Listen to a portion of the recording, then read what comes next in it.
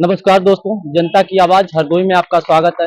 मैं सूरज कुमार आ, आज उत्तर प्रदेश के जिला हरदोई में मौजूद हैं और चुनावी जो बिगुल बज रहा है इस टाइम लोकसभा का चुनाव है और जोर शोर से प्रत्याशी अपना नामांकन भी कर रहे हैं। सपा के प्रत्याशी जो हरदोई से हैं 31 से उषा वर्मा है और 31 से भाजपा की जो प्रत्याशी हैं जयप्रकाश रावत जो मौजूदा सांसद हैं। हमारे साथ बहुजन समाज के कुछ लोग हैं और यहाँ पर जो बहुजन समाज पार्टी का जो प्रत्याशी था काफी लंबे समय से इंतजार था और आ चुका है। तो आज नामांकन का समय है।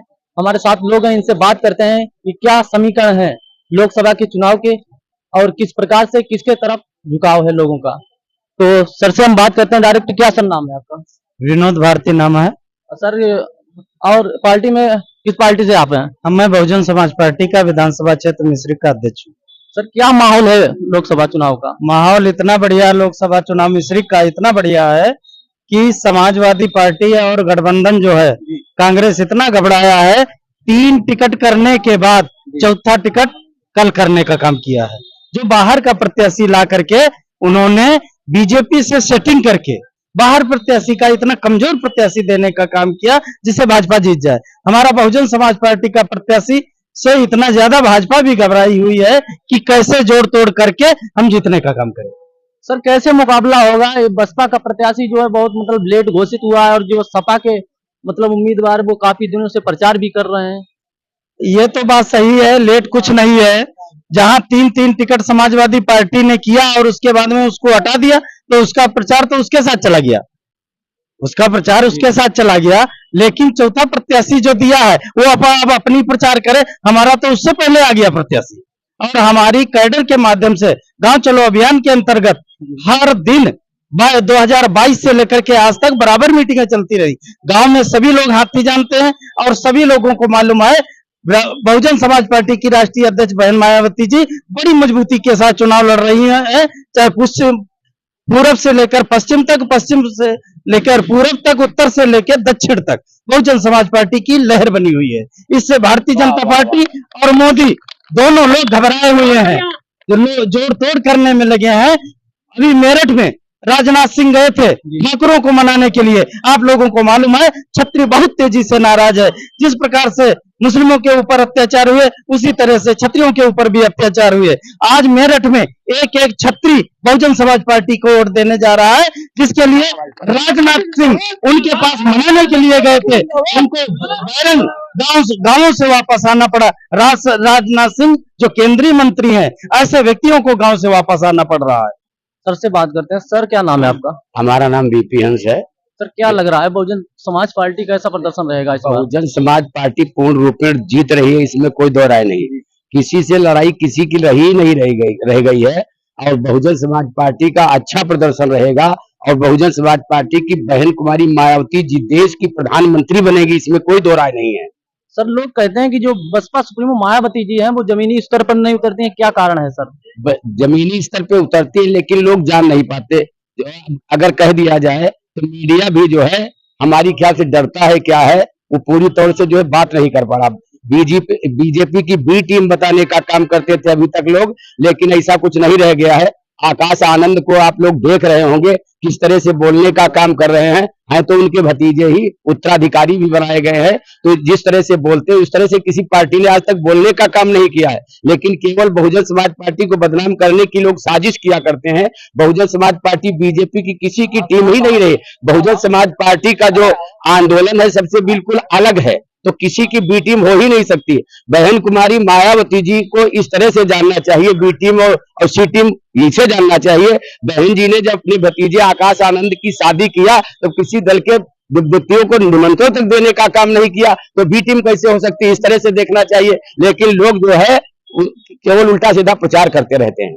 लेकिन सर अखिलेश यादव जो है वो पीडीए की बात करते हैं। वो पीडीए की बात करते हैं, लेकिन कहना तो बहुत कुछ होता है, नीति तो लोगों की होती है, लेकिन नीयत साफ होनी चाहिए। बहन जी किसी चीज की बात नहीं करती है, लेकिन इलेक्शन जीतने के बाद में तब देखिए किस तरह से उनके शासन काल में किस तरह से कार्य होते हैं, विकास के कार्य होते हैं, किस तरह से कानून व्यवस्था सही रहती है।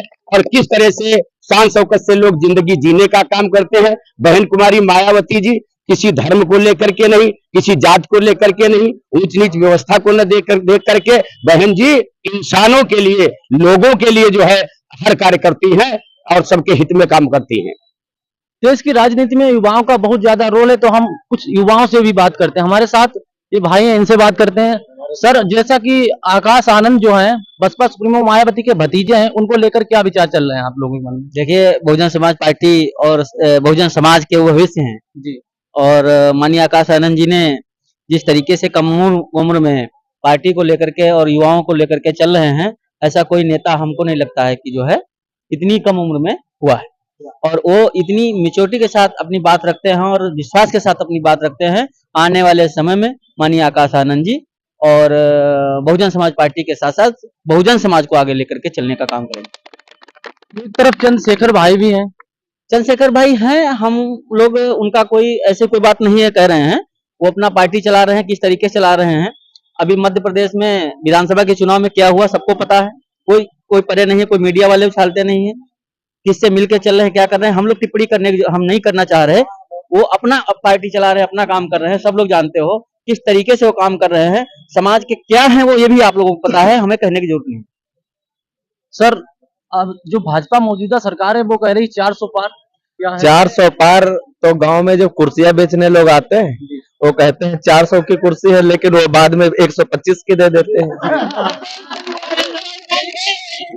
लेकिन साथियों, नरेंद्र मोदी को इस बार ऐसा लोगों को जो है इनको समर्थन मिलेगा कि इनको गुजरात भेज दिया जाएगा, क्योंकि इन्होंने झूठा वादा किया कि हम 2 करोड़ प्रतिवर्ष लोगों को रोजगार देंगे, नौकरियां देंगे, 15 लाख खाते में देंगे, और ये सब जुमलेबाजी निकली और कोई ना रोजगार मिला ना 15 लाख खाते में मिले। हुआ क्या? लेकिन राशन और 2000 रुपए तो दे रहे हैं। राशन वो कहते हैं कि मैं 80 करोड़ लोगों को खिलाने का काम करते हैं, लेकिन ये नहीं कहते हैं कि हमारे जो झुग्गी झोपड़ी में रहने वाले लोग, गरीब लोग, ये बड़ी बड़ी जो बिल्डिंगें बनी है इसमें आप अस्पताल खोल सकते हैं, पैसा पैदा कर सकते हैं, लेकिन चावल नहीं पैदा कर सकते हैं।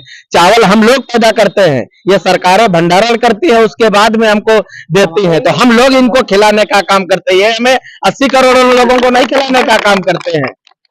कैसे लग रहा है आपको जो वर्तमान जो सरकार है इसका मुकाबला कैसे होगा? वर्तमान जो सरकार है इसका मुकाबला हम लोग दमखम के साथ करेंगे, क्योंकि हमारी जो युवा शक्ति है और हमारे जो बुजुर्ग लोग हैं उनका साथ पा करके हम इनको इस सरकार को हटाएंगे। और कैसे? पूरे देश की जो राजनीति है वो बहन जी के इर्द गिर्द घूम रही है।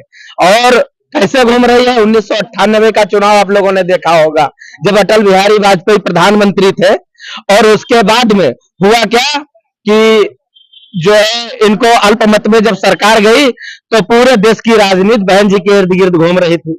बहन जी से पूछा गया आप किधर जाएंगी, उन्होंने कहा ना सापनाथ के साथ जाएंगे ना नागनाथ के साथ जाएंगे। आखिरी में उन्होंने 2:30 बजे जब वोट डालने का काम किया तो भारतीय जनता पार्टी के जो है वाजपेयी जी को 1 वोट से 13 दिन के अंदर जो है हटाने का काम किया। और बहन जी, जहां तक होगा कि 1 वोट से भी अगर हटाने का मामला होगा तो सिर्फ बहन जी भारतीय जनता पार्टी को हटाएंगी, बाकी ये सब दल तो ऐसे बनाए गए।